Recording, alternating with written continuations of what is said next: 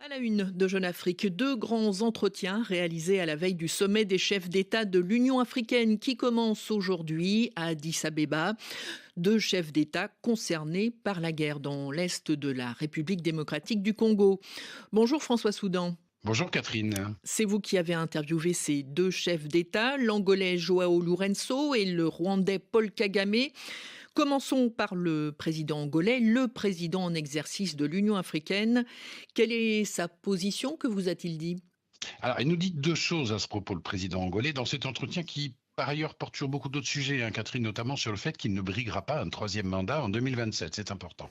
Alors, il nous dit d'abord qu'après pratiquement 2 années difficiles, passablement frustrantes, en tant que médiateur désigné de l'Union africaine dans le conflit, il va maintenant qu'il s'apprête à prendre la tête de l'UA passer la main sur ce dossier à un ou d'autres chefs d'État. Et le second point concerne la solution au conflit. Jean Lourenço n'en voit pas d'autre que le triptyque retrait des troupes rwandaises, neutralisation des milices FDLR, négociation directe entre le gouvernement congolais et les rebelles du M23. Mais c'est sur ce dernier aspect qui est particulièrement sensible, comme on le sait. Le président Lourenço demande à Félix Tshisekedi de s'inspirer de l'exemple de l'Angola. Nous avons, dit-il, connu une longue guerre civile et pour y mettre fin, nous avons parlé, nous avons négocié avec toutes les parties prenantes. On a négocié avec les forces sud-africaines du régime de l'apartheid qui étaient présentes sur notre territoire et on a négocié avec ce qui était un petit peu l'équivalent du M23, ce qui était un peu, c'est-à-dire l'UNITA de Jonas Savimbi, soutenu par l'Afrique du Sud. Pour résoudre un conflit opposant les fils d'un même pays, dit-il, il n'y a pas d'autre solution que de se parler. Voilà donc pour le président en exercice de l'Union africaine. Autre acteur, cette fois-ci directement partie prenante au conflit, le président rwandais Paul Kagame, que vous avez également interviewé. Première question, toute simple, reconnaît-il la présence de ses troupes sur le terrain? La reconnaissance, elle est implicite, hein, mais elle est claire. Nous sommes impliqués, bien entendu, dit Kagame. Nous sommes en réalité depuis 30 ans, depuis que ce problème existe. Nous avons conclu au moins 5 accords avec le gouvernement congolais depuis 2007 et aucun n'a été respecté. Les milices génocidaires sont toujours présentes. Dès lors, devrions-nous simplement nous taire et ne pas agir? Reconnaissance aussi, Catherine, cette fois-ci explicite du soutien au M23.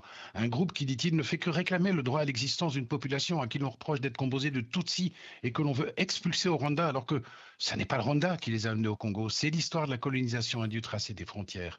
Et interrogé sur le point de savoir s'il partage les objectifs politiques de l'Alliance First Congo et du M23 qui réclament, comme on le sait, le départ de Félix Tshisekedi du pouvoir, la réponse de Kagame est la suivante: je peux comprendre ce qu'ils expriment. Paul Kagame qui s'exprime également sur l'éventualité de sanctions internationales contre le Rwanda.